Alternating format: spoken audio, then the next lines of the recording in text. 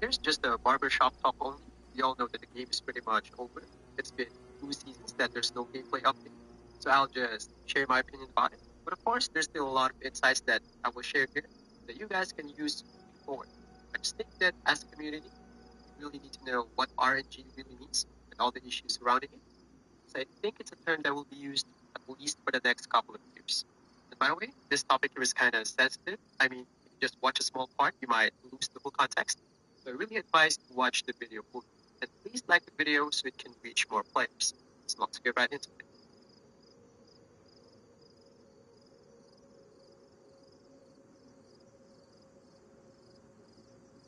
So there's a lot of ways to tackle this topic, but what I'll do is I will list all the misconceptions about RNG, and I'll take it from there.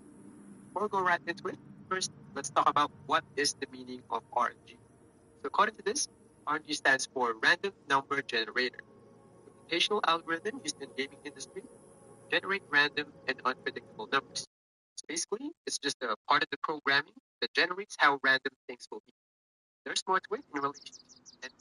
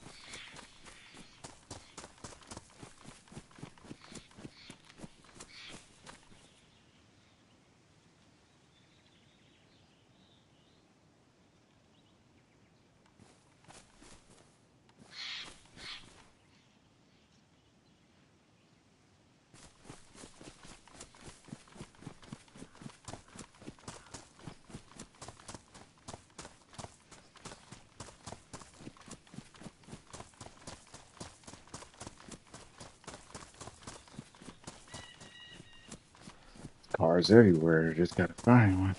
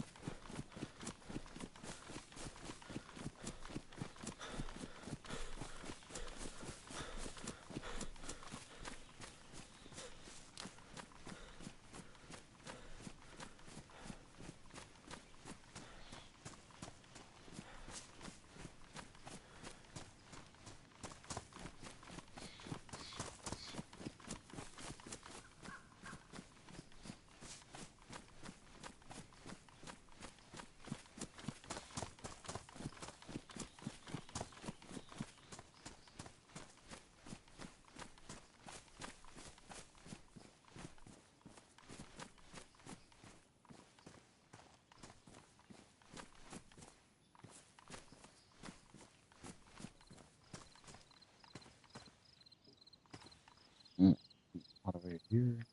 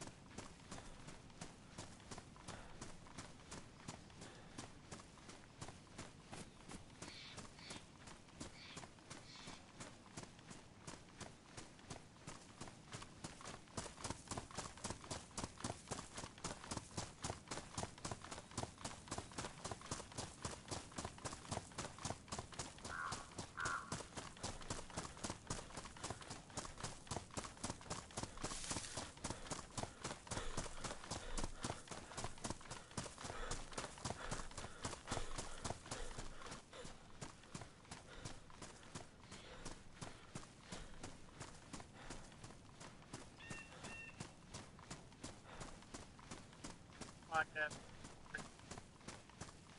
Talk about the fact that years of yes, nothing exclusive family, no longer exclusive. You've been living under a rock. If you look for remote,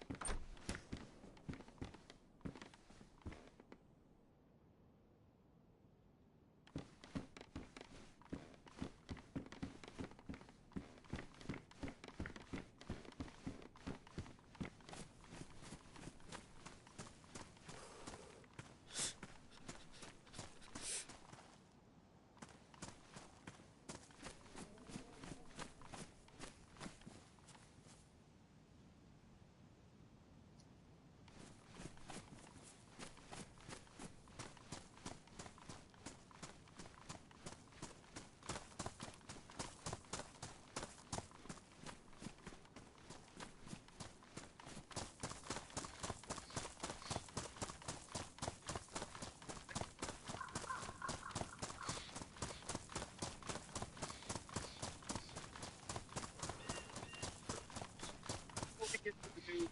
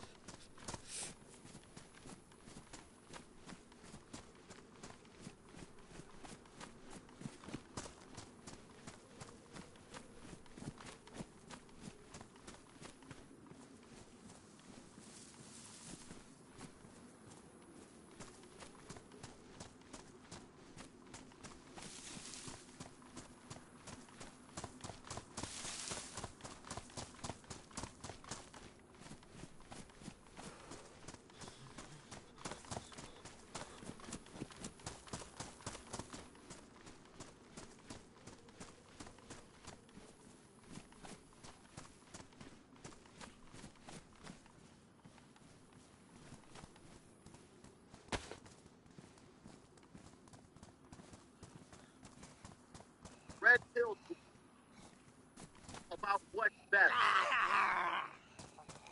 The console war is over.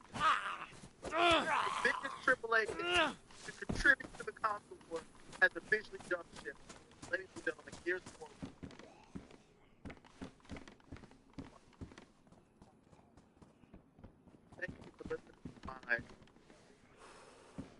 TED Talk.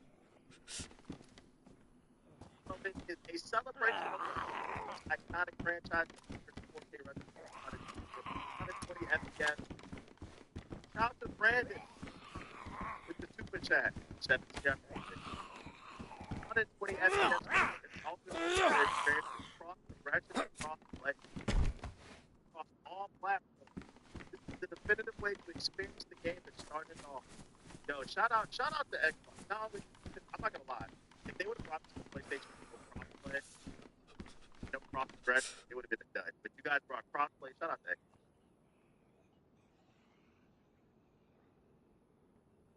Question, jokes aside, they brought one of their biggest games, PS5, with crossplay and cross progression. At what point, once you get to At what point the game over to start side-eyeing? Microsoft, like, hey, everybody play whatever the fuck you want. Like I said, people come down to like servers. They're trying to change that. Can you guys make it? Said myself. Got young bet. I got it. We approach the 20th anniversary of Gears of War. Like, what this franchise about the story that we told, the friendship built, and unforgettable shared together. Gears of War Reloaded, opening the door to more players than ever. On the classic. I don't care about everything. Developed by the Coalition in partnership with Sumo Digital, Gears of War Reloaded launched series, cloud gaming, and PS5. It arrived day one on Game Pass, so I only got to pay for it. Shut up.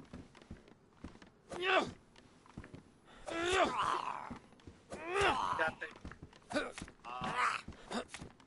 More remote includes full breadth of content Gears of War, delivering the most complete version of the original game to date.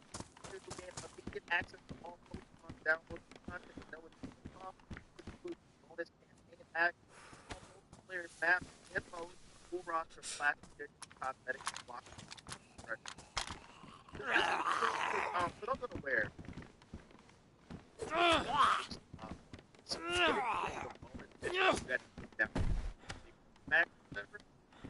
that gonna that in this version of the game, I never got to play that. That's happening. And $40 is bad. I got it.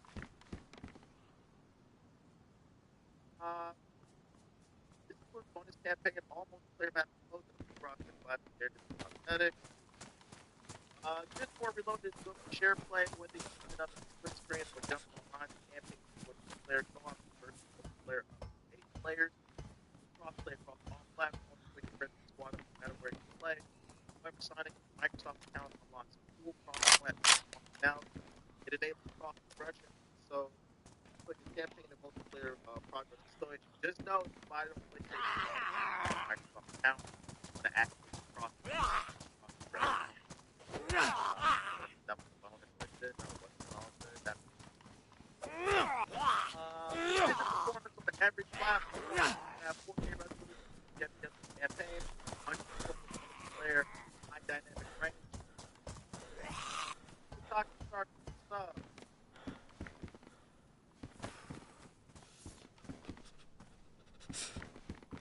Got zero loading screen. Xbox gaming, Rick so combat. Faster frame rates that use for visual fidelity. Every detail has to bring the original game to the present clarity to the immersion that matches the power of the hardware. Whenever you play, you're moving through there with the best possible version of your force to the platform. That makes the hardware hard to live. Xbox fans, thank you. Token of our gratitude. Fans, free upgrade players first prior to today's announcement. Shut up! I was just about to say, I said, hold up, this is just a remaster of those unaware, Gears of War Ultimate Edition 5, 6 years ago. There was a remaster of the first one. So this is a remaster of the remaster, but then they added analog progression for the PS5.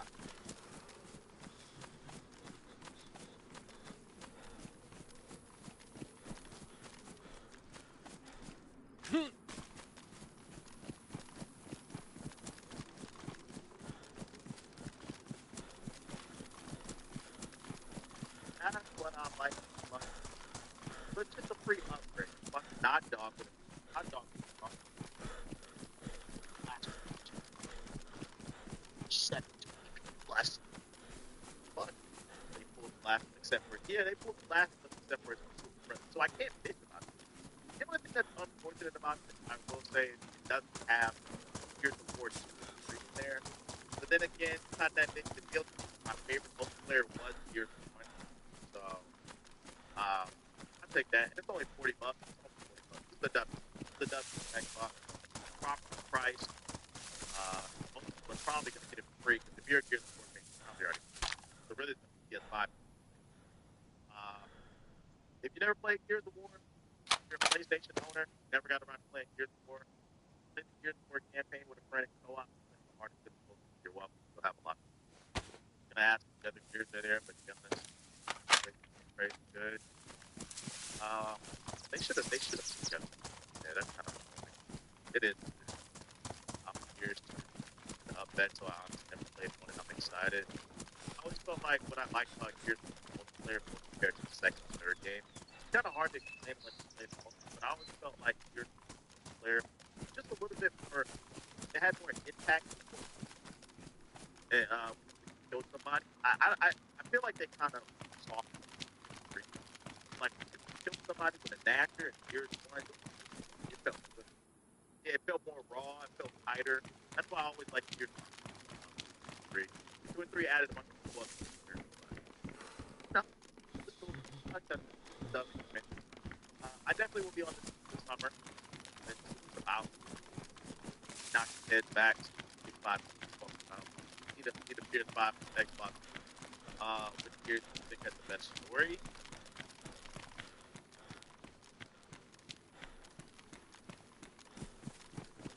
Damn, that's a good question. I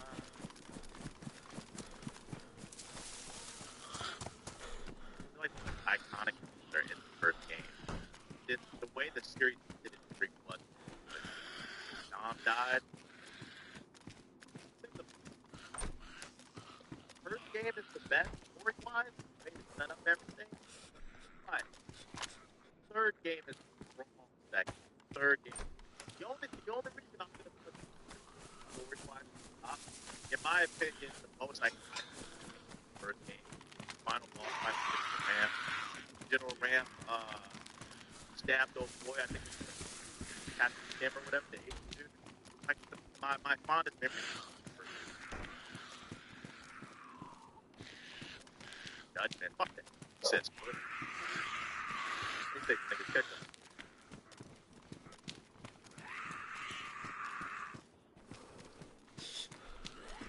No, I agree on the right stuff.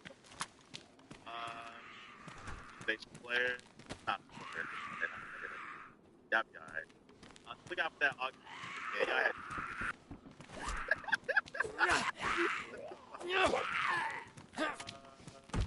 Yeah, shout out that. Other Xbox 2 images of Xbox handheld line.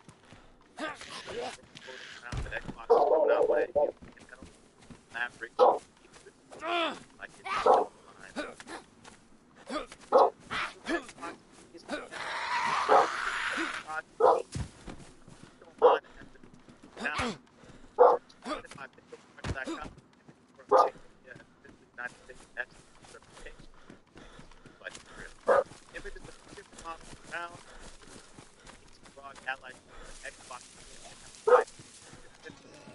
The first plan was nearly identical. I was the black version. Next, top left button. That are period project team. Images of project team that the case of Rock Allied 2.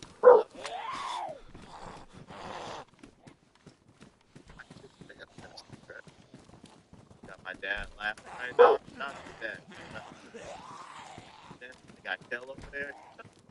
A recent report from Windows Visual making clear the system play Xbox game as it will be tried and as said, it will act like a current ROG ally with strict Xbox guidelines.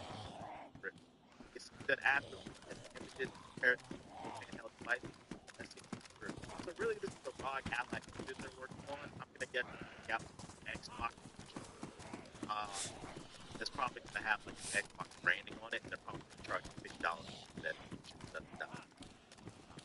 I'm not gonna lie, this game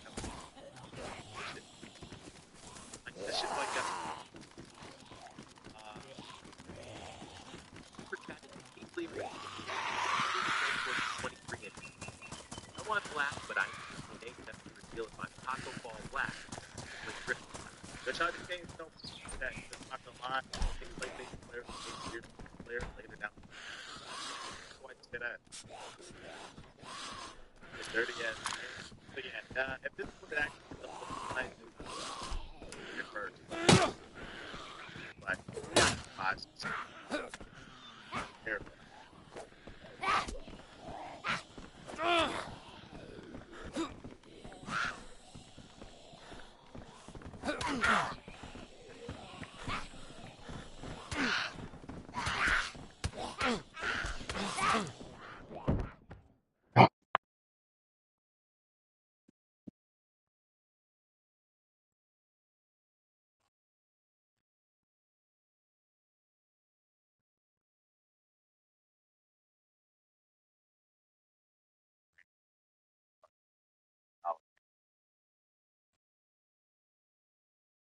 Audio.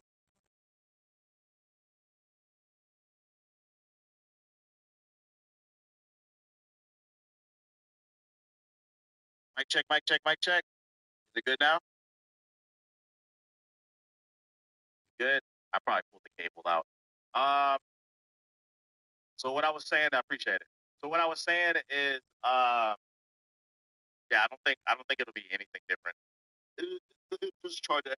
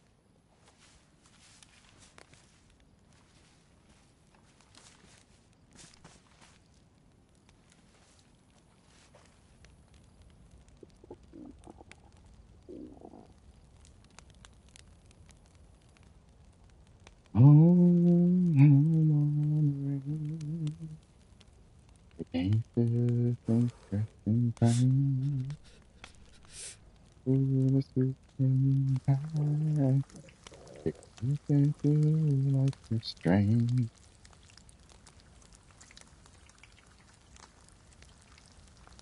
Home, home, alone. There, home, my home. Already,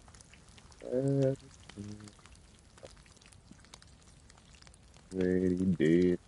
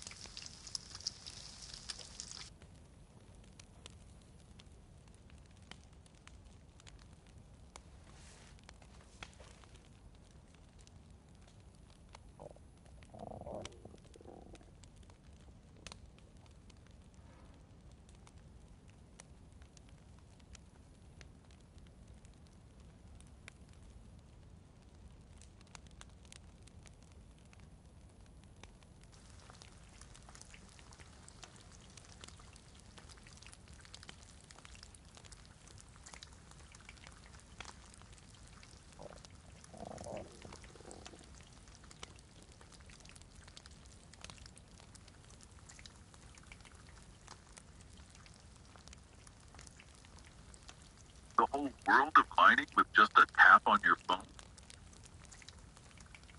The jury trial for Sean Puffy Combs has started, and things are not looking good. Pleaded not guilty to multiple charges, including sex trafficking, and has denied all civil allegations against him. Now, sources say Combs' ex-girlfriend, Cassie Ventura, will be a central witness during the trial. Now, sources also tell CNN other witnesses expected to testify include his former sexual partners, a business associate, and a male sex worker.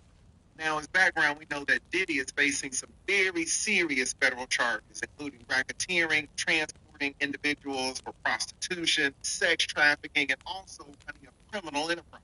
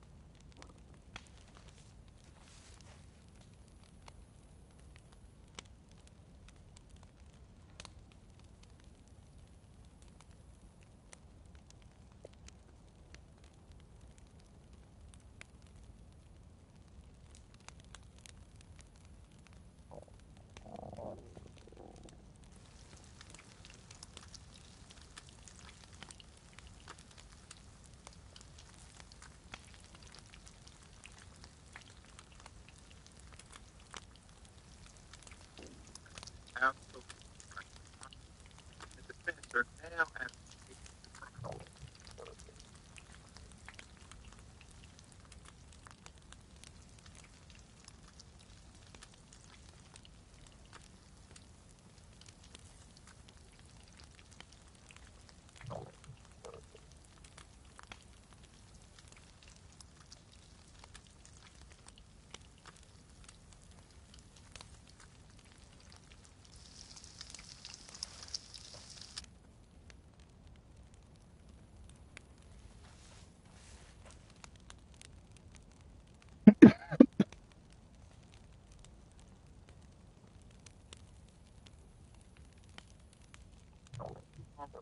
when he said that he worked for HBO, who has put together a piece of ones that you feel might be beneficial. Some particular drawers have already been dismissed.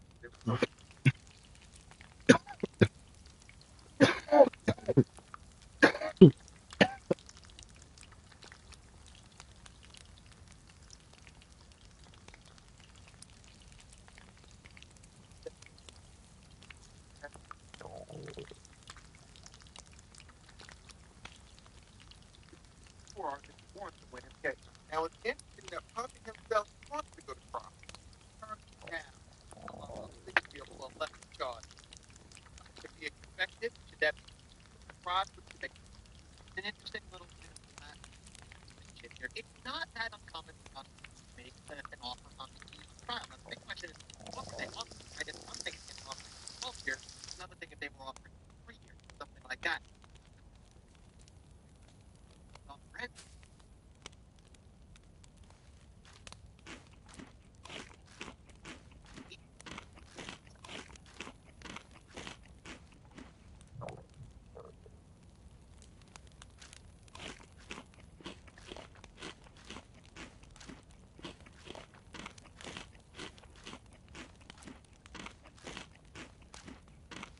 Deal that the prosecution offered. Now, we don't have the terms of the deal, and maybe if Puffy was 23, 25 years old, he would have taken it. But at Puffy's age,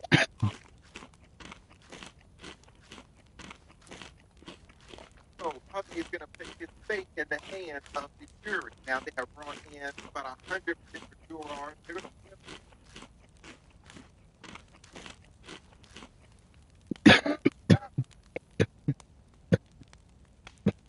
who are going to be the jurors who listen to the case and decide his fate. They're also going to select about 6 alternate jurors just in case something happens to one of the first 12. If you were Puffy's attorney, what type of juror would you want for this case?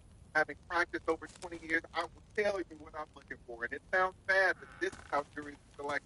First of all, I want a man. I don't want any women on this jury. Now, 1 or 2 are going to slip by, but I'm going to fight to try to get women on this jury just based on the allegations alone. Second, I'm going to want somebody relatively younger, maybe in the 30s to 45, someone who can kind of either relate to the platform, relate to the culture. And then third, and this is where it gets, I want black people on this jury.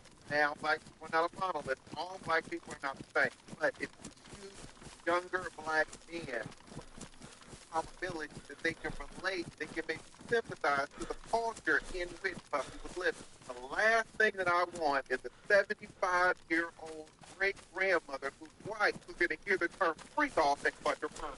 Great-grandma's going to have to sit through a lot of bad evidence, a lot of bad testimony. And I need someone who can listen to all that and not flip out on it. That's 500. What's the significance of that? I guess also in general. She's ready to have her day in court. Yeah. She's ready to let everybody know, not just Diddy, but to let the world know what happened to her. When you are on court, and when you are actually presenting yourself, jurors of the world, you have to explain. I'm a survivor that decided to actually come out here. I'm going to tell you my name because I'm ready for whatever.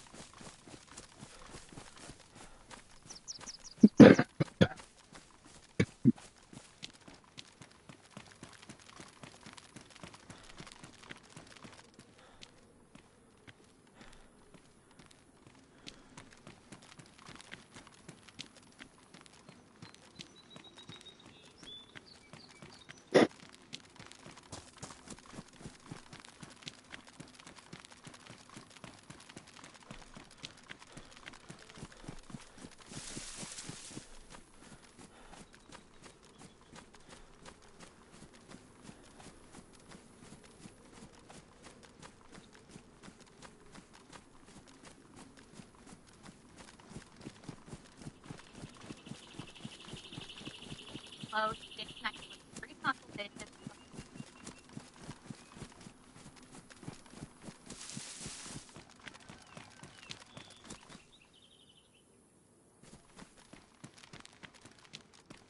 owner of goggle glasses. I know how to make slick looking goggles/glasses. I have no idea how to make slick social media style stuff to sell it. That hero uses AI not only to create social content out of thin air, but build a whole social media calendar just for my business. All I had to do was upload a video of me and my pretty face. Goggle glasses.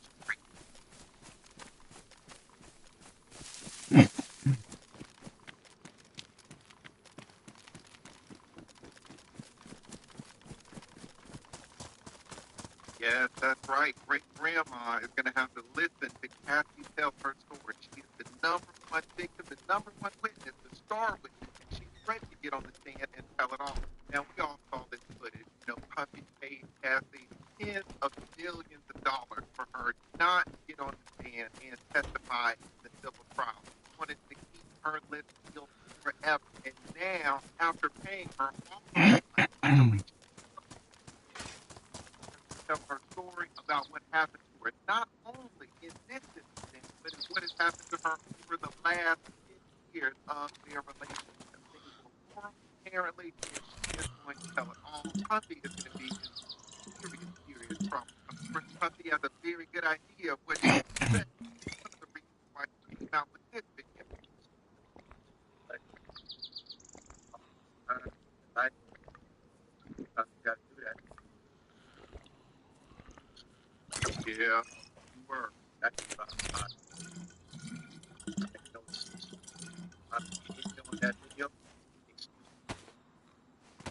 Take full responsibility for her actions.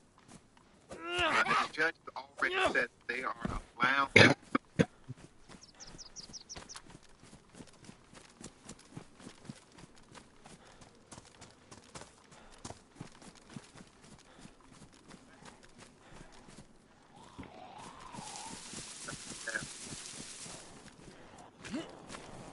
I still have professional help. Here we go. Yeah, I love when they put God. Very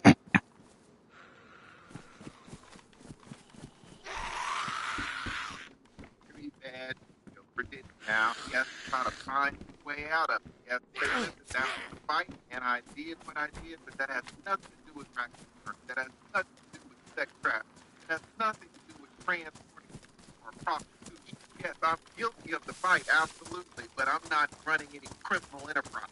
He's going to have to use every argument. He's going to have to fight his way out of it. Now, any fight that he has done, gone out, hired, bring Brian to Brian is an amazing criminal defense attorney. He's the best that we can.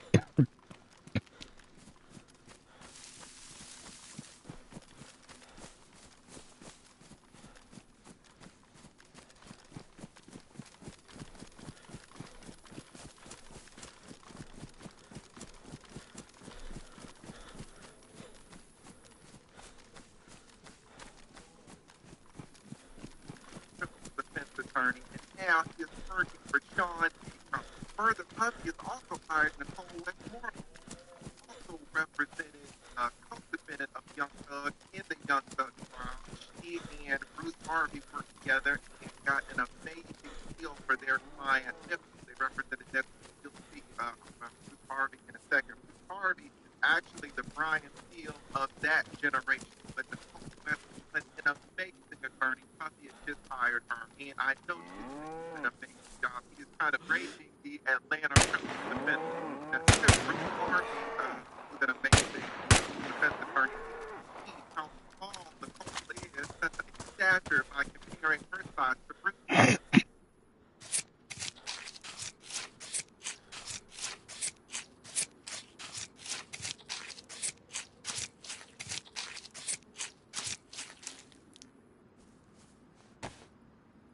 Firm that specialized in getting suspended driver's licenses established in Nicole.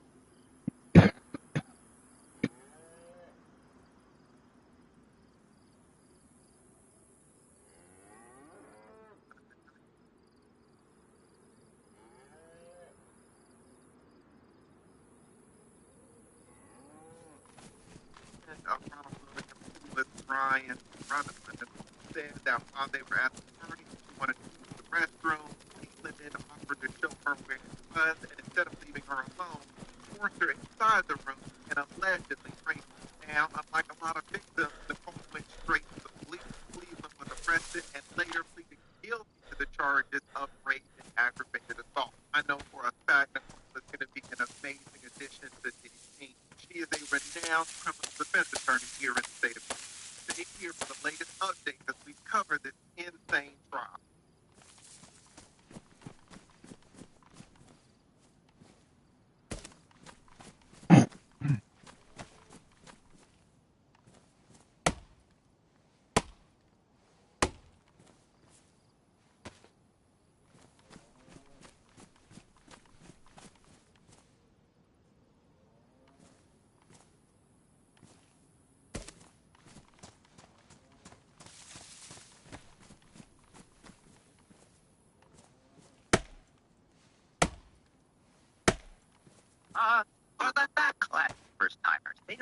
nearly half of all used cars.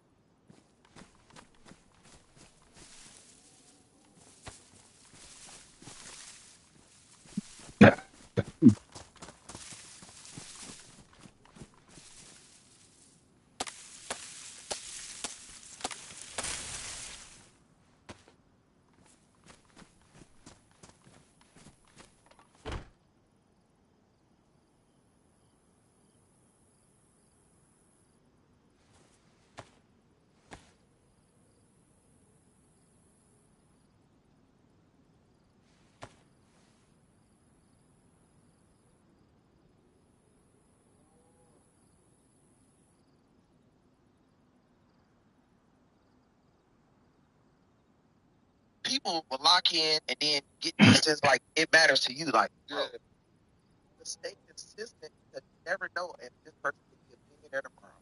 You never know if they might learn this tomorrow. If you want to continue to feed off of that energy, push yourself to the top. Yeah. You know what I'm saying? Yeah. Because, like, one thing about money, bro, money doesn't mean nothing. Yeah. Money doesn't mean nothing. It's a different round of people you get around, and they are all brainstorming, overthinking, always trying to figure out the next level. Then you got a level of always don't miss a show, never miss an episode, never miss a TikTok, never miss an Instagram reel. Yeah. You know what I mean? Then you got the habit. Just every 5 seconds want to smoke, drink, club, party, this, that, club, party, girl stuff. You know? You got different levels of people. You know what I'm saying? I can literally walk in a home and everybody in there training. Like, literally sitting there and not sleeping at all. Just training. Yeah. Then you got the people who just got go to a damn factory, set them up, 16 hours work. Yeah. Everybody has different. You got the work. You got the want to make good mindset. You got the want to get entertained mindset. And then you got something that just be like, man, I just want to be comfortable. Yeah. Like they comfortable. Your business up and running with Shopify, commerce platform designed for entrepreneurs. At times, those will be the most gossipy type mindset as well. Because when they when oh man, that you know what I'm saying? They real negative. The low key they're mad at themselves for not taking those risks. You know? Yeah. So that of course they come, but at the same time, I just see a lot of people work jobs and get fired. Because at the same time, one thing about jobs is people don't understand that that person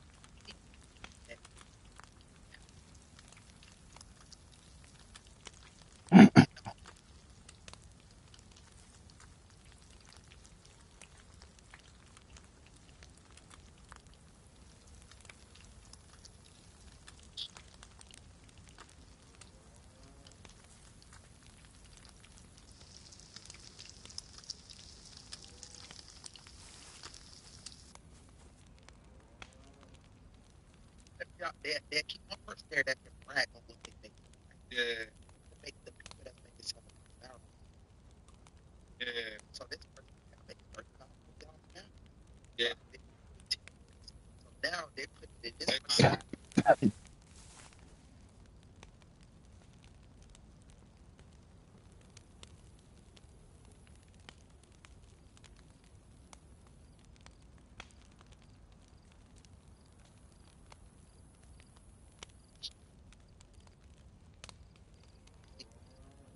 On the internet, learn to write up, learn something for hours. Which is the waste of learning something. Like you just learn this, it's still still distracting. So that's why they say distraction. You never get rich because you're always distracted.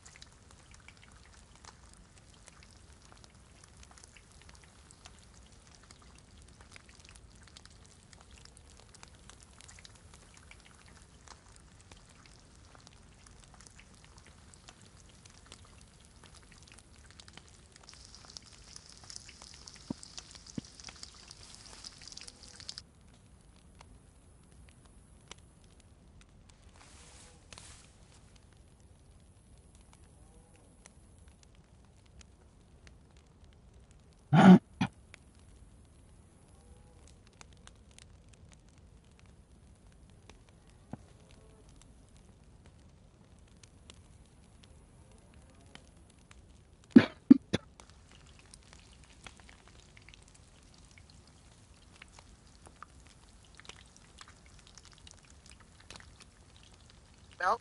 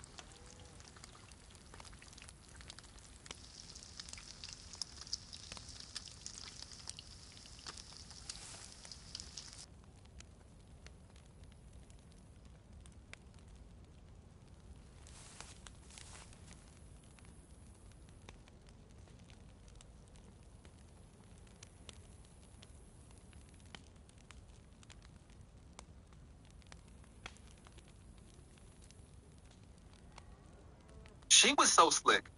She sent me the grocery list. She needed.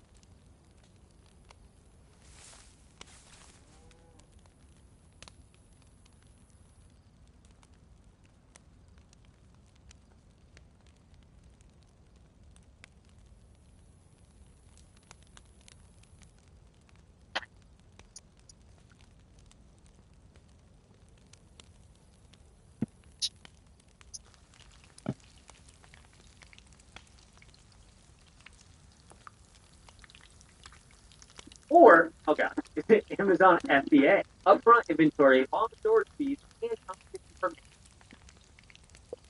Go viral for your business. You're never going to learn these things from a book.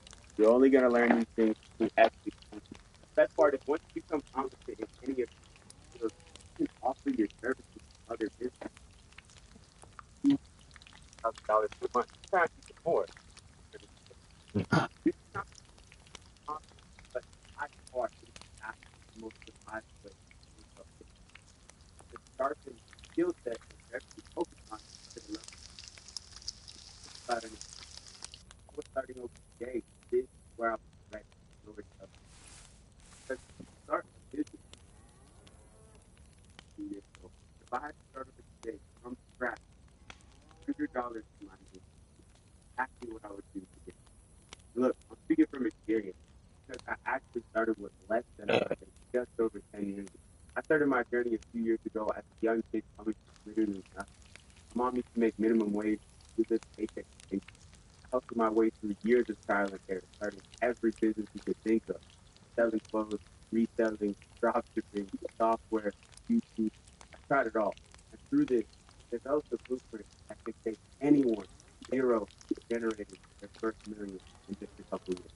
going to break it down. But it all starts making first. You need to hit that first 10,000 as fast as possible. And the fastest way to get there is not by starting. Look, businesses are expensive. Not only do they cost a lot of money, they cost a lot of time, and more importantly, they require a high level of skill you probably don't have at this point in your life. This is something I wish someone told me when I was first starting out, because I spent way too many years throwing every penny and every hour I had into mediocre business ideas that would make a couple dollars and then reset me back to zero all over again. I stayed in this cycle for years, and this cycle kept me broke for so long and was counterproductive in my goals of getting rich. And now, 10 years later, looking back at it, I realized it's because I was selfish. It's very likely that you are also. I mean, it happen all the time where people make it up in their mind that they are going to become an entrepreneur.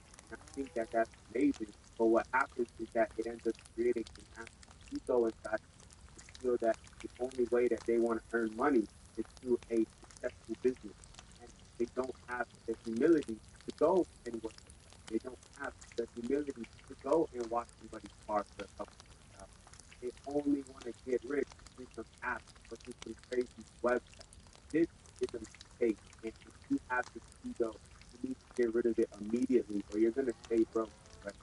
The fastest way to go from zero to $10,000 is with unleveraged side hustle base.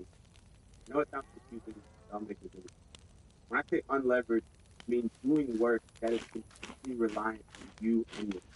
An example of this are working a 9-to-5 job, doing a physical side hustle like DoorDash or mobile detailing, or doing a digital side hustle like being a TikTok shop affiliate. And these things are not fun, these things are not sexy, but they will get you to that first $10,000 in no faster than just about anything. If I was starting over today, this is where I would direct the majority of my attention. Because to start a business, you need to first have a little bit of freedom, and you need to get there by stacking up a little bit of money in your pocket. It also costs money to start a business. And instead of just waiting for somebody to invest in your company or going to get a loan from the bank, it's infinitely better if you can stack up your own startup capital. In the early days of my journey, I stacked up my startup capital from doing reselling, buying and selling stuff for a higher price. I stacked up the startup capital from going out and doing side jobs, helping people with their computers, helping people with marketing. I made extra money on the side by doing video editing. Any hustle that I could do to get extra money in my pocket to invest in my business, I was doing it. And you need to be doing it as well. There's no saying it's a 9-to-5 job. In fact, the real key is to find two of the things that I mentioned to you above. Just go out and get a real job, and in your free time, lock in on a digital or physical side hustle that will build you a skill that we're going to use later on to start a leverage and scalable business. I'm going to explain this more a bit later. Pretty much all your free time outside of your 9-to-5 is going to go towards acquiring new skills, because skills are what will unlock the potential to earn more money. And this is one of the biggest lessons I wish I learned at the beginning. For example, after you work your 9-to-5 job, if you come home and you start posting TikTok, start making money on TikTok shop affiliates, after doing this for long enough, you're going to get pretty good at making those videos. And now you're going to have a skill that you can go on and sell for thousands of dollars to companies all around the world. I'm going to give you a formula to do that in the next. But look, the biggest thing that's going to hold you back in this stage of your journey is bad habits and a bad mindset. Not only do people hold themselves back because of their income, but their spending and lifestyle habits keep them crippled in this stage for the rest of their life. And trust me, I've been there before too. At this stage, I'm sober off weed for over 2 years, but I used to be a daily weed smoker. When I made a little bit of money, that was the first thing I would spend my money on. Accordingly, I would go and order a bunch of food, and I would spend money on dumb stuff just to keep up with this habit that I developed. This not only messed with my pockets, but it messed with my mindset. Most of the people that have less than $10,000 have these habits that are holding them back. And I think weed is one of the worst ones. I actually made a whole video. But if you're in this journey, you need to be vigilant about cutting out these toxic habits. Doom scrolling, smoking weed, drinking alcohol, eating junk food, because if you can push past these things, and do the work every day, I promise that you'll be able to save $10,000 quickly, even in just a couple months. Once you get there, everything. I dare you to let me build you a completely free e-commerce store, preloaded with 20 handpicked products that are trending all over the world. Basically, about at least this. Now look, going from 10,000 to 50,000 Nah, this is a good simply a place matter to of getting stay. so good one skill. Not really. Not, For a lot. come Let me tell you what I think are the 3 most valuable skills that you should lock in. First and foremost, we got AI. Now, if you are ignoring AI, if you are not using it in your work, you're actually everything, everybody in the next 30 years is going to be replaced by AI. But the way AI currently stands is that without human input, it's basically working. What's going to happen is companies, and this starts companies want to use this technology in their business, in their work, but they don't understand how to do it. So therefore, these people are paying tens of thousands of dollars to anyone who can help implement AI into their work. I see this countless times. In fact, I have a friend of mine, 18 years old, making over $250,000 a month selling AI services to local businesses. It's absolutely insane. He just graduated high school, and all he's doing is calling local businesses and telling them that he will save them time and make them more money by implementing AI into their work. And these guys are paying him anywhere from $5,000 to $20,000 per deal. AI is the equivalent to what the internet was in the beginning. Right now, it's still too early, and if you can begin mastering this thing, and I'm not saying going out and becoming a developer and learning how to build AI programs. No, I'm saying learning how to create good prompts, learning the capabilities of AI, learning how to implement it, especially in specific industries. Your price goes. You actually are going to be somebody that will be paid thousands of dollars per client if you can master it, just like my friend that told you. So the first skill that everybody should be focused on learning and immersing themselves in is AI. And you might be thinking, how do I learn about this? Well, YouTube is the best thing in the world. You guys are watching me right now. All the major skills that I learned, I got my start from YouTube. And then just going out and using it. I got really good with ChatGPT in the last 6 months just by using it every single day. I know how to prompt it, I know how to make it do what I need it to do, and I've been able to start to push it more to its limits instead of just asking it to make me a grocery. So start with YouTube tutorials and then just get your hands dirty and start using these tools. Get very familiar with them because these tools are what's going to run the world in the next year. And if you know how to control them, you will be worth winning. Now let's talk about the second most important skill, which is viral. In my opinion, attention is the most valuable form of currency that we have today. Even billion-dollar companies cannot figure out how to get it. Go to Target YouTube. These guys are not even getting millions views per video. This Target is a multi-billion dollar company. It's also something that AI is struggling to replace. Yes, there are viral AI videos. I'm sure we've all seen brain rot AI videos. But in general, AI still hasn't been able to crack the code on content. It's still very human-led, especially if you can learn how to between the AI and the content, you become a force of nature and your services just become priceless. But in general, understanding how to make a video that gets people's attention for free through short form, through long form, this, in my opinion, is one of the strongest skill sets you can have. Everybody wants to have a personal brand now. Every business wants to dominate social media now. So if you have the ability to do that, you can make a lot. But the last and most important skill of 3 is sales and marketing. Because without this, you have nothing.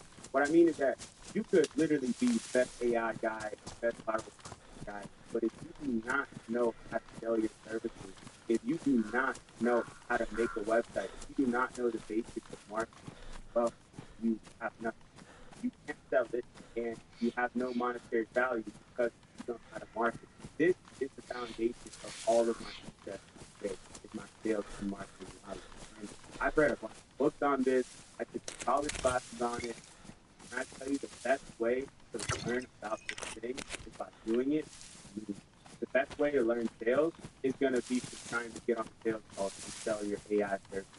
The best way to learn marketing is going to be to look at an example of a successful video ad, try to recreate that to get it to go viral for your business. You're never going to learn these things from a book. You're only going to learn these things through execution. The best part is once you become competent in any of these three skills, you can offer your services to other businesses and charge anywhere from $2,000 to $5,000 a month, sometimes even more. My friend that I told you before. This is not the most scalable model, but by far it is the fastest, most reliable way to save our business. It's going to sharpen your skill set and whatever you focus on to the level of mastery. Because not only now are you responsible for doing it for somebody else, you're responsible for doing it for yourself and doing it at a high level. There's no better way to get good at these things than having that type of responsibility. And if you can go as far as combining all three of these, you will be complete. Because not only can you use AI to speedrun the entire process line of your business, now you'll know how to create content, get attention for your business for free, and then you can convert that attention into dollars with your sales and marketing skills. More important, you can finally build a real business with leverage. Because leverage is the leverage that will take you to your first 100,000. As great as the first two stages are, they're only going to take you so far because you can't do side hustles or sell your time to everyone. Welcome to the presentation. Let's talk about AI and specifically how you can get paid. I recommend start between $2,000 and $30,000 to start. First or a gift period. So what we're going to cover in this presentation is how big the opportunity. To really unlock skills, you need to combine your skills and your capital with a leverage business. Simply put, a leverage business is a business that can make you money while you. A leverage business is where you are selling a product that sells itself. You don't have to physically be there on every single sale. For me, the leverage business that I chose and still recommend to just about everybody is e-commerce. E-commerce is how I made my first $100,000 in If you can combine the three skills above, you can build a profitable e-commerce business in less than 30 days. If you know how to use AI to put your store together, to help with the product description, help with the product photo, if you know how to create content that convinces people to buy, and you know the basics of sales and marketing, you can build a profitable store in less than. And I know this because I've done it a bunch of times. If you guys have been following me for a while, you've seen how many challenges I've done where I've spun up a new store from scratch and got it profitable in just a couple of days. E-commerce is still one of the best business models in the world because once you get everything dialed in, once you find a good product, have successful ads, have a nice store, this business makes you money pretty much on auto. You have to go out there and make sure that the orders are going through. You have to deliver a good service for the people. You have to build a real business. But once things start working, it's some of the best money you'll ever make in your entire life. I love e-commerce, and I still to this day think it's one of the best business models for people just getting started. And if you want to skip a couple steps and get started with your store today, I recommend checking out the link in the description to buildyourstore.ai. This is an AI store builder that will get you up and running on Shopify in just a couple clicks. It's super easy, it's super user-friendly, it doesn't take a genius to use it, and in just a couple minutes you'll have a decent-looking store with winning products already preloaded. Now, that's not to say you're not going to have to put it into work. You're still going to have to learn how to do this, but it's going to allow you to skip a couple steps to get your foot off the ground. So check out the link in the description to buildyourstore.ai if you guys want to get started with this e-commerce business model. But for now, let's keep going. E-commerce is what works for me. E-commerce is the thing that I would recommend to anybody who has a startup capital and a little bit of skill. And once you've locked in on that business model, what I recommend you take your money invested in is into specialized education. Going back to 2021, 2020, when I first started having big success with e-commerce, this was where a lot of my money was going. I was paying for coaching. I was paying for courses. I was paying for masterminds. I was paying to surround myself with other people who were doing this thing at a high level. This is crucial, and one of the best investments you can make at this stage is into your self-education. Try your best not to do that. Because 2015, when I made my first $100,000, I blew it all. Spent every penny. I moved to Los Angeles. I started living a good life. I got a fancy apartment, a fancy car, fell victim to lifestyle inflation, everything. The biggest enemy to you at this stage of your journey is going to be lifestyle inflation. So what I recommend you do is still at this stage of $100,000 and under, live like you're broke. Don't go ball out. Don't buy nothing crazy. Don't even tell anybody that you've got this money. Just keep investing it back into the business. Keep investing it back in your self-education. And it really won't take long for you to hit your first 100. I think it took me a couple of years to get that first 10, but to go from the first 10 to my first 100, it was literally a matter of months. That's and then of course, all of it. And then it took me another year to get that. But if I just had watched this video and subscribed, I probably wouldn't have been in that situation. So hopefully you don't end up there. And lastly, let's talk about the biggest jump in the going from $100,000 to $1 million. Now, I'm not going to touch on it too much in this video because I know most of you are not remotely to that level. But I just want to give you some perspective of what it's like once you get there. One of the craziest things is that once you hit $100,000, everything takes off. Of course, I blew my first $100,000, but the second time that I ran up $100,000, it took me less than a year to make my first million. I was after years of struggle, years and years and years of trial and error, going to the top, falling all the way to the bottom. That's why I think you should be hustling to make your first 100,000. Life depends on it. Because you can't stress enough. Anybody that has hit 100,000 will know exactly what I'm talking about. Something happens when you hit that milestone in your business. And maybe it's just comfort, maybe it's motivation, but something changes. And once you hit that, everything will take off in your journey. Now, for me specifically, taking that jump from 100,000 to $1 million, it's all just about doubling down on what was working, optimize everything in my business. The way I did it was through my e-commerce store. And I could spend months trying to improve every little detail about my business, quality of product, to the marketing, to the employees. It wasn't from investing or for some real estate or passive income play. It was literally just from building a leverage business and refining it as far as it could possibly be. This is the exact blueprint that took me to my first million. It's still the process that I'm doing every single day. You just focus on these principles that I mentioned today, there's a high chance you'll get this. I believe it. Think you need a dev team and a big budget to launch your Microsoft as a service idea? Wrong. All you need is the profit. Now you can go from idea to profit faster than you ever imagined. Hosting your horizons powered by AI. Really, it's never been easier. Just open up Horizons and describe what you want to do. You'll receive the first fully functional version mobile instantly.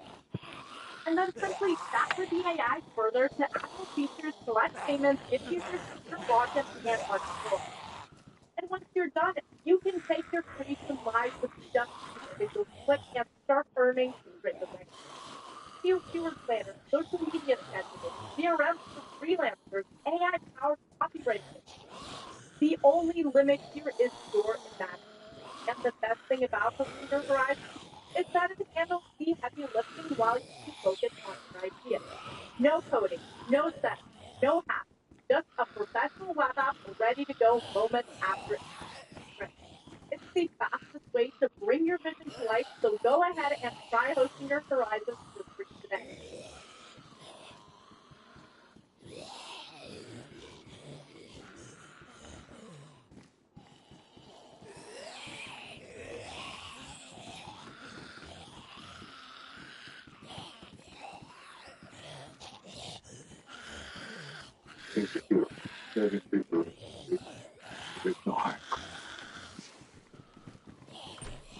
Hey, welcome back to Free Crush. I'm Ryan Airy. The the new Avengers deleted scenes that would completely change the movie. Now, a lot of you pointed out how little cast match the movie and how Ava had almost nothing to do. Well, guess what? It's just that she had a much larger role. And the original big bad of the movie was going to be U.S. Agent himself, John Walker.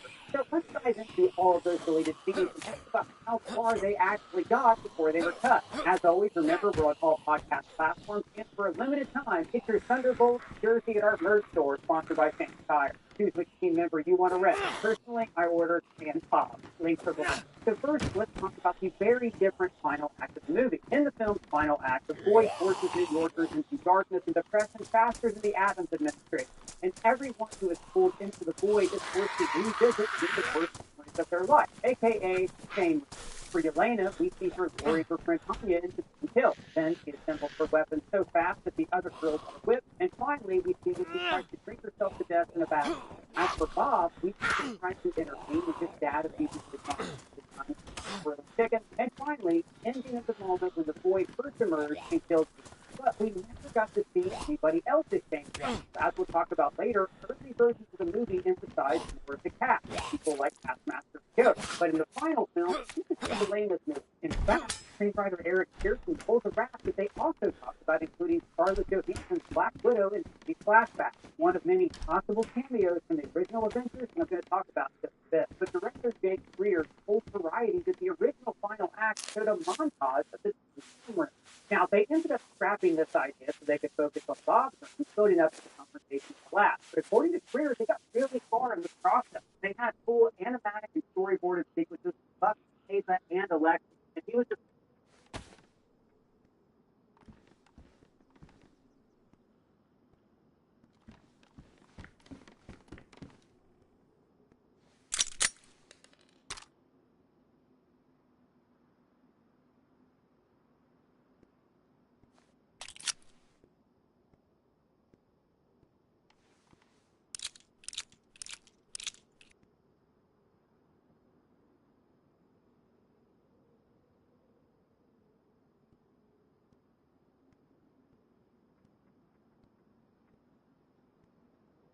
What I really appreciate about the Google Career Certificate is you're not just sticking your nose in a book, you're learning the day-to-day work of a security analyst, which no previous experience requires, which is pretty amazing when you think about how technical the cybersecurity field is. To really give you the foundation. Hear me when I say this. You cannot, I repeat, you cannot depend on these jobs. You cannot depend on these jobs.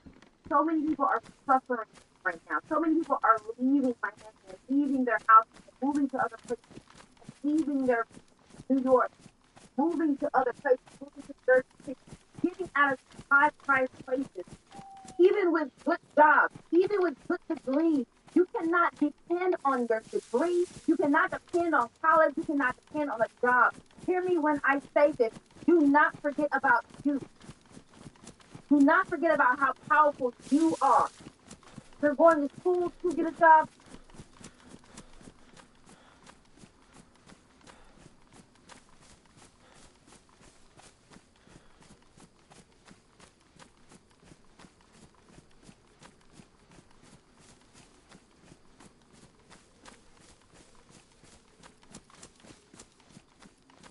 Appreciate somebody coming here.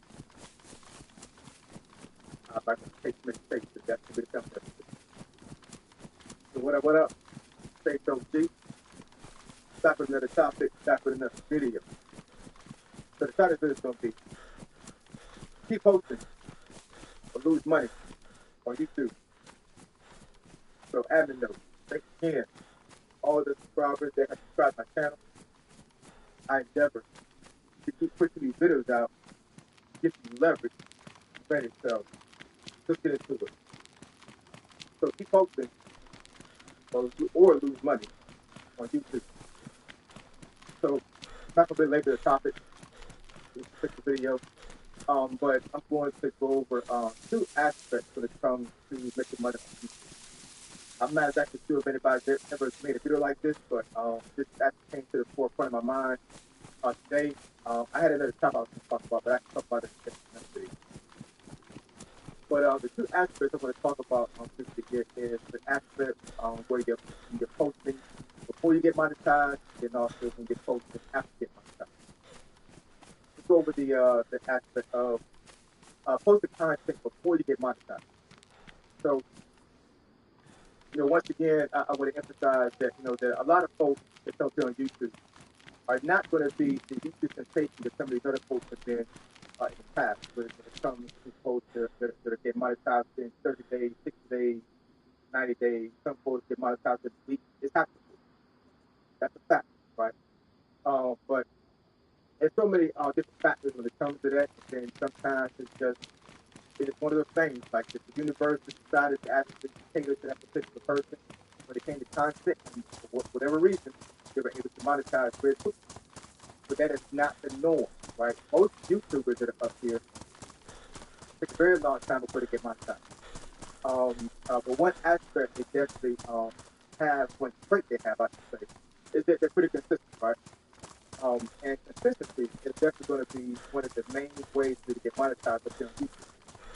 Now, being consistent can be kind of subjective to a certain degree.